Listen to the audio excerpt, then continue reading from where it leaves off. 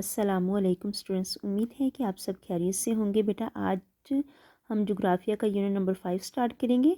इसमें सबसे पहले है जो चैप्टर का नेम है वो बड़े ज़मीनी खदोखाल है। तो इसका सबसे पहले हम तारुफ पढ़ेंगे। हमारी ज़मीन की जो सतह होती है बेटा एक जैसी नहीं होती।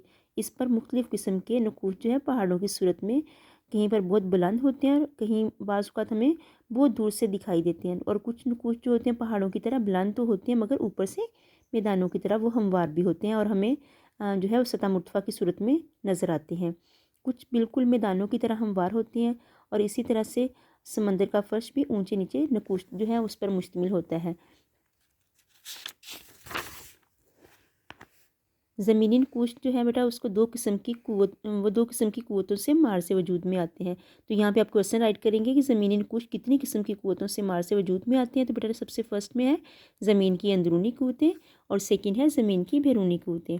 अब हम पढ़ेंगे ज़मीन की अंदरूनी क़ुव्वतें जो हैं उसके बारे में। तो ज़मीन के अंदर कुछ क़ुव्वतें जो होती हैं जो किसी हिस्से को ऊपर और किसी हिस्से को नीचे की तरफ धकेल रही होती हैं, जिसकी वजह से क्या होता है कि सतह ज़मीन पर नए नकूश जो होते हैं वो मार से वजूद में आ जाते हैं। और बरआज़म और पहाड़ी सिलसिले जो होते हैं यही जो क़ुव्वतें होती हैं इन्हीं की वजह से मार से वजूद में आते हैं। इस तरह ज़मीन के अंदर जो मौजूद आतिशी मादा होता है जब ज़मीन के बाहर आकर ठोस शक्ल इख्तियार कर लेता है तो मुख्तलिफ़ किस्म के जो है नकूश बन जाते हैं। और आतिशा पहाड़ जो होते हैं और कई तो मुर्तफ़ा जो होते हैं आतिशी मादे के सतह ज़मीन से बाहर आकर ठोस होने से ही बनते हैं। यहाँ पे बेटा क्या आप जानते हैं इसमें है ज़मीनी नकूश का मुताला जियोमॉर्फोलॉजी कहलाता है। तो यहाँ पे आप क्वेश्चन राइट करेंगे जियोमॉर्फोलॉजी किसे कहा जाता है। ज़मीनी नकूश का मुताला जियोमॉर्फोलॉजी कहलाता है। उसके बाद है बेटा ज़मीन की बैरूनी क़ुव्वतें।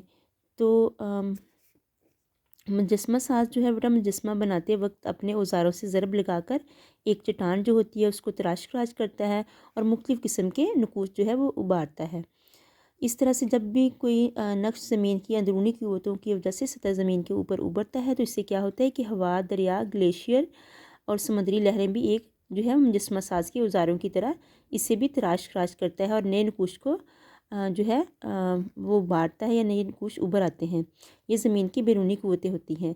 कटे बटे साहिल, वादियाँ, झीलें और कई किस्म के जो सतूह मुर्तफ़ा और मैदान भी जो हैं इन्हीं क़ुव्वतों की तराश खराश से मार्ज़े वजूद में आते हैं। नेक्स्ट है बेटा पहाड़।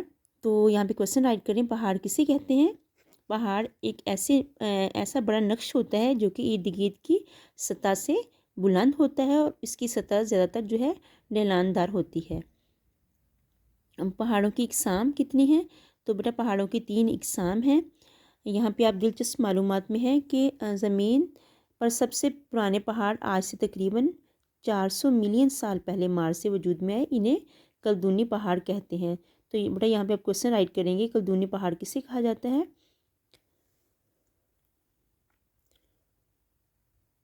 पहाड़ों की बेटा इकसाम में सबसे पहले जो है आतिशा पहाड़ आ रहे हैं।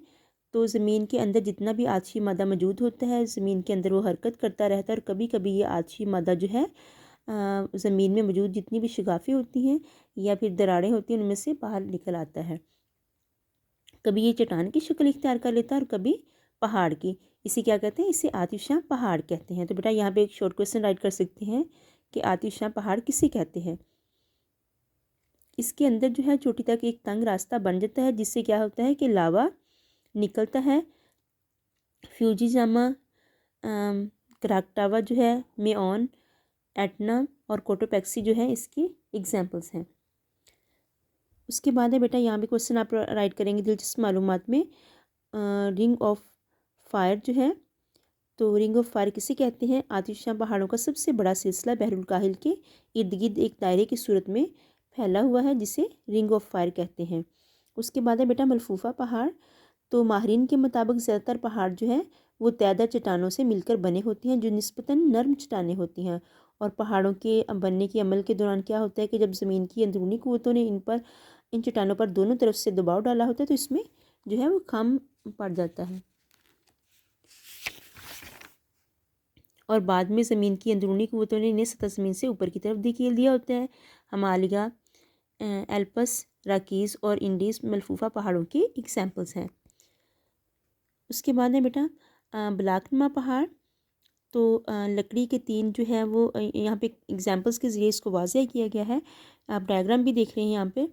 तो लकड़ी के तीन उन्होंने कहा चकोर ब्लॉक्स जो चकोर है वो लें और उन्हें एक दूसरे के साथ मिला कर रख दें। जैसे बेटा ये यहाँ पे बने हुए हैं और आप दरमियान वाला ब्लॉक जो है उसको नीचे से उंगली की मदद से ऊपर की तरफ धकेल दें।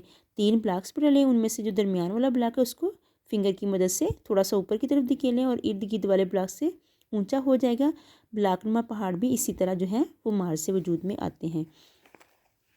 ब्लॉकनुमा पहाड़ किसे कहते हैं और इसकी एग्जांपल्स जो है वो दी गई हुई यहाँ पे। तनाव और जल्सलों की वजह से ज़मीन की सतह में शिगाफ पड़ जाते हैं और बाज़ औक़ात क्या होता है कि इन शिगाफों के दरमियान में ज़मीन का कोई हिस्सा जो होता है अंदरूनी क़ुव्वतों की वजह से ज़मीन के ऊपर उभर आता है, तो इसको ब्लॉकनुमा पहाड़ों का नाम दे दिया जाता है। जर्मनी में हॉर्स और इंडिया में बहार के जो पहाड़ हैं ब्लॉकनुमा पहाड़ हैं। यहाँ पे बेटा आप लोग लिखेंगे क्या आप जानते हैं, यहाँ पे दिया गया क्वेश्चन है रिफ्ट वादी जो है वो किसे कहते हैं। तो बाज़ औक़ात दो शिगाफों के दरमियान में ज़मीन का कोई हिस्सा नीचे की तरफ धंस जाता है, इससे एक जो है वादी वजूद में आती है और उस वादी को रिफ्ट वादी का नाम दिया जाता है। मशरक़ी अफ्रीका में ऐसी ही बहुत सारी रिफ्ट वादियाँ जो हैं वो मौजूद हैं जो कि 3000 किलोमीटर जो है लंबी होती हैं। बेटा आप लोगों ने इस लेसन को बहुत अच्छे तरीके से याद करना है और जो आप लोगों ने नीट नोटबुक के ऊपर क्वेश्चन राइट करने हैं वो आप लोग करेंगे। पहाड़ किसे कहते हैं, कलदूनी पहाड़ किसे कहते हैं। उसके बाद बेटा आतिफ शाह पहाड़ जो है उसकी डेफिनेशन लिखेंगे और साथ रिंग ऑफ फायर किसे कहते हैं। तो बेटा आप लोगों ने ये 4 क्वेश्चन जो है मैं एक दफ़ा फिर रिपीट कर देती हूँ। पहाड़ किसे कहते हैं, कलदूनी पहाड़ किसे कहा जाता है, आतिफ शाह पहाड़ किसे कहते हैं और उसके साथ है रिंग ऑफ फायर किसे कहते हैं।